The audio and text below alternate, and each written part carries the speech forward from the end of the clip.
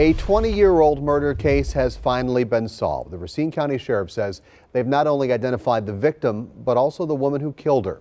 Sean Gallagher is here with what turned out to be a very tragic story. Sean. Steve, the victim, now identified as Peggy Lynn Johnson, was badly abused for years. And then the Sheriff's Department says her body was dumped in a cornfield in Racine County. And until now, she had no name. She is Peggy Lynn Johnson. She was 23 years old when she was murdered. 23. The smiling young woman on the screen at the Racine County Sheriff's Department has been gone for 20 years.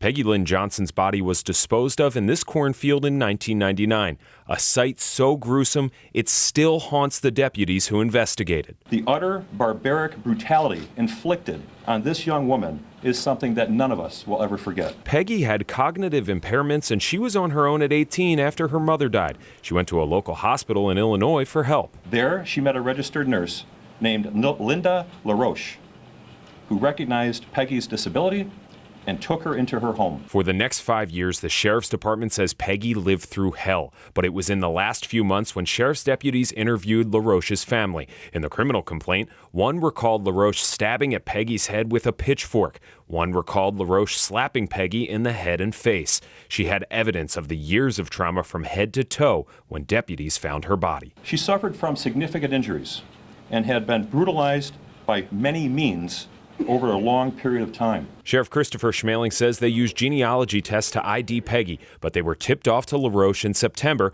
when someone in Florida told them she was telling people she killed someone, and her family corroborated the story. LaRoche's ex-husband talked to the sheriff about seeing Peggy lifeless on their floor in 1999. The criminal complaint says LaRoche told him Peggy had overdosed and she was going to take her away from their house so they would not be involved. Peggy's autopsy showed she didn't have any drugs in her system.